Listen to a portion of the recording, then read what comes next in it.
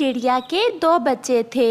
उन्होंने अभी नया नया ही उड़ना सीखा था, इसलिए उन्हें उड़ने का बहुत शौक था। बड़े और छोटी, मैं जा रही हूँ भोजन लेने और आप घोंसले में छुप कर बैठ जाओ और मेरे पीछे से उड़ने की कोशिश न करना।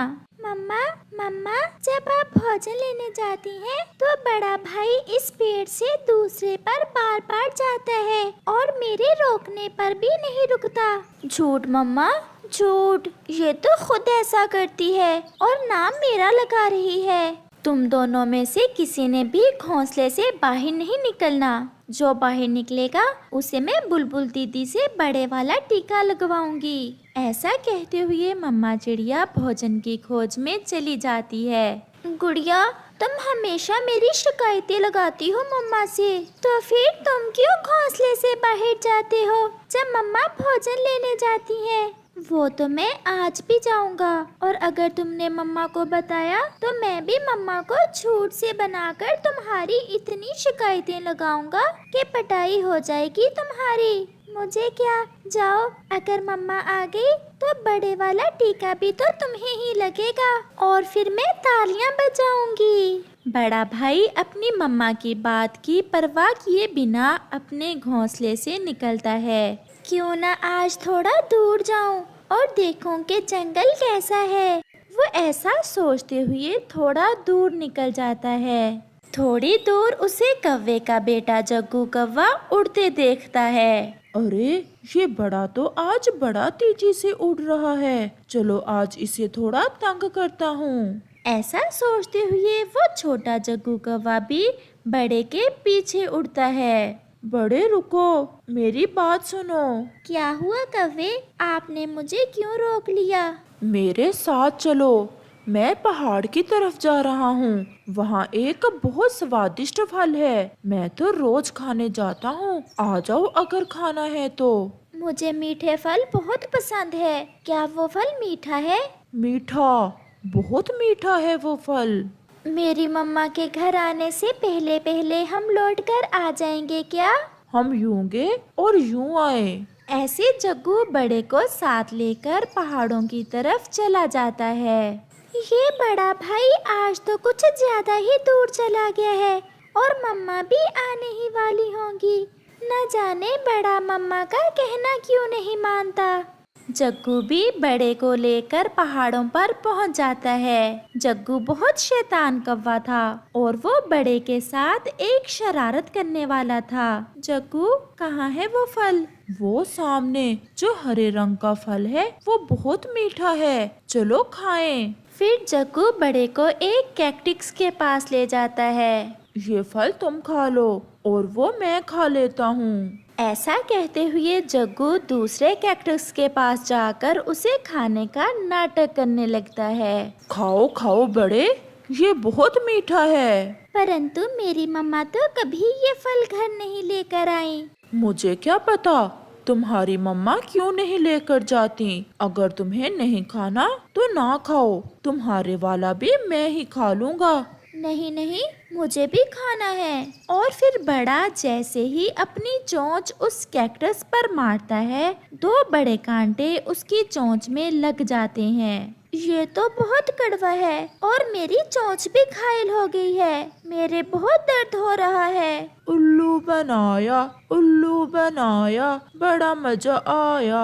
अब ये कांटे तो तुम्हारी मम्मा ही निकालेगी और करेगी तुम्हारी खूब पिटाई। ऐसा कहते हुए जग्गू वहाँ से भाग जाता है। ये कौवा मुझे पागल बना रहा था। मेरे बहुत दर्द हो रहा है और मम्मा को पता लगा तो वो भी मुझे मारेंगी। गुड़िया बेटा, बड़ा कहाँ है? मम्मा मम्मा, जब आप गई तो बड़ा उसी समय निकल गया था और अब तक नहीं लौटा। गुड़िया बेटी, आपने रोका नहीं भाई को? मैंने रोका, बहुत रोका, परंतु वो मेरा कहना ही कब मानता है। ऐसे ही बड़ा भी घर लौट आता है। उसकी चोंच से खून बह रहा था। बड़े, आप कहाँ गए थे और आपकी चोंच से खून कैसे निकल रहा है? मम्मा, सॉरी मम्मा, मैं थोड़ा सा उड़ने के लिए गया था। उस छोटे कौवे ने मुझे एक फल खाने का कहा, जिसे खाते ही मेरे मुंह में कांटे चुभ गए हैं। मम्मा, मेरे बहुत दर्द हो रहा है। बड़े बेटा, ये तो कैक्टस के कांटे हैं और अगर इन्हें बाहर ना निकाला तो इन्फेक्शन बढ़ सकता है। आप चले मेरे साथ, हमें बुलबुल दी के पास जाना होगा। ये सुनकर गुड़िया हंसने लग जाती है। मम्मा, मम्मा, बड़े को कौवे ने उल्लू बना दिया। और मम्मा, अब बड़े के बड़े वाला टीका भी लगवाना। मम्मा, एक बार, बस एक बार सॉरी दे दे, मैं फिर कभी घर से बाहर नहीं जाऊंगा। मम्मा, मेरे टीका ना लगवाना। ये तो अब बुलबुल दी ही बताएंगी। आप चले मेरे साथ। और फिर मम्मा चिड़िया बड़े को साथ लेकर बुलबुल की तरफ जाती है। ये कैक्टस के कांटे बहुत जहरीले होते हैं, मैंने कांटे तो निकाल दिए हैं। बुलबुल आंटी, मेरे दर्द हो रहा है। बुलबुल दी, दर्द की दवा भी दे दें। अब मुझे पेन किलर इंजेक्शन लगाना होगा। टीका? नहीं मम्मा, प्लीज मेरे टीका ना लगवाना। मम्मा, मैं फिर कभी ऐसा नहीं करूँगा। और मम्मा, मेरा दर्द भी रुक गया है। बुलबुल दी, रहने दें, टीके का तो नाम ही सुनकर बड़े का दर्द रुक गया है। अगर फिर कभी अपनी मम्मा को बताए बिना कहेंगे तो फिर वो सामने देख लो, ये टीका मैंने तुम्हारे लिए रखा हुआ है। फिर मम्मा चिड़िया बड़े को साथ लेकर घर वापस होती है और बड़ा भी सोच लेता है कि अभी वो बड़ा नहीं, छोटा ही है और वो हमेशा अपनी मम्मा का कहना मानेगा। छोटे कौवे ने उसे बड़ा सबक दिया था। बबली कबूतरी अपने पति बंटू कबूतर और बेटी चुनमुन के साथ रहती थी। वो बहुत गुर्बत की जिंदगी गुजार रहे थे, क्योंकि बंटू शराब पीकर हर समय शराब के नशे में ही रहता और बबली बेचारी अमीर पक्षियों के घरों में काम करके अपना और अपनी बेटी का पेट पालती। उन दिनों बरसात का मौसम शुरू हो चुका था। आए रोज बारिश हो जाती। आज भी बहुत तेज बारिश थी। चुनमुन स्कूल गई हुई थी। बबली अपनी बेटी को लेकर बहुत चिंतित हो रही थी। हाय भगवान, बाहर इतनी तेज बारिश है और चुनमुन स्कूल गई हुई है। चुनमुन के पास तो रेन कोट भी नहीं है। अगर उसे ठंड लग गई तो क्या होगा? सुनिए जी, उठिए, जरा जाकर अपनी चुनमुन को तो देखो कि अभी तक आई क्यों नहीं। बाहर बरसात बहुत जोरों से हो रही है। लेकिन बंटू ने तो इतनी शराब पी रखी थी, वो तो हाँ ना में जवाब भी नहीं देता, बस सोया हुआ था। फिर चुनमुन भी आ जाती है। बेटी, भगवान का शुक्र है कि तू सही सलामत आ गई। बेटा, बारिश इतनी तेज थी, तू जरा स्कूल में ही रुक जाती। जब बारिश रुकती तो फिर तू घर आ जाती। माँ, मेरी सारी सहेलियों के पास ही रेनकोट थे, सिवाय मेरे। मेरी सभी सहेलियाँ छुट्टी के बाद अपने अपने घरों को वापस चली गई थी, तो माँ, मैं कैसे अकेली स्कूल में रहती। माँ, आपने पिछले साल भी बरसात के मौसम में मुझसे वादा किया था कि आप मुझे रेनकोट लेकर देंगी, पर आपने पिछली बार भी नहीं लेकर दिया। माँ, इस बार तो मुझे रेनकोट ले दें। माँ, सच में बरसात में भीगकर बहुत सर्दी लगती है। बबली अपनी बेटी की बातें सुन रही थी और उसका मन बहुत दुखी हो रहा था। वो अपनी बेटी को क्या बताती कि वो तो घर को बहुत मुश्किल से चला रही है। वो अपनी बेटी को रेनकोट कहाँ से दिलाती।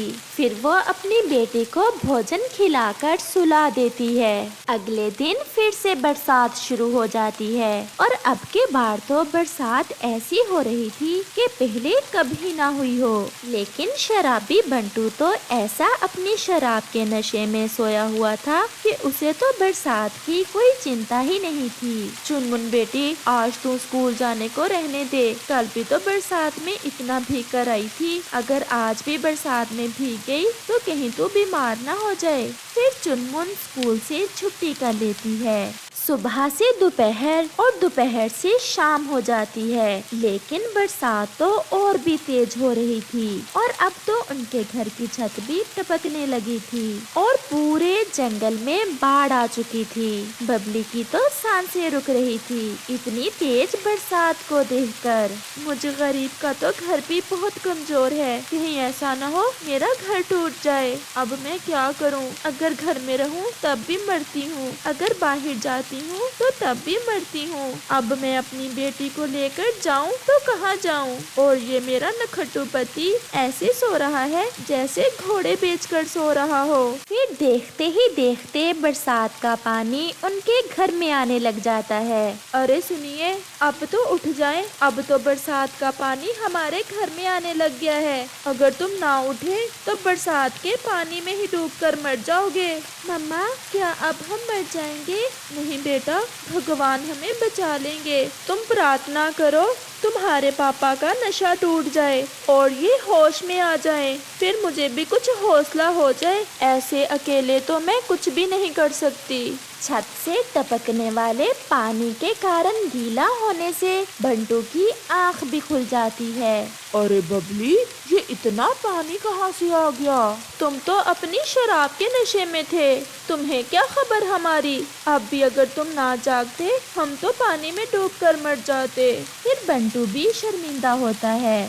बबली, मुझे माफ कर दो, आज मैं बहुत शर्मिंदा हूँ। मेरी शराब के कारण आज मेरा पूरा परिवार हमेशा हमेशा के लिए खत्म हो जाता। मैं तुमसे वादा करता हूँ, मैं आज के बाद शराब कभी नहीं पीऊंगा।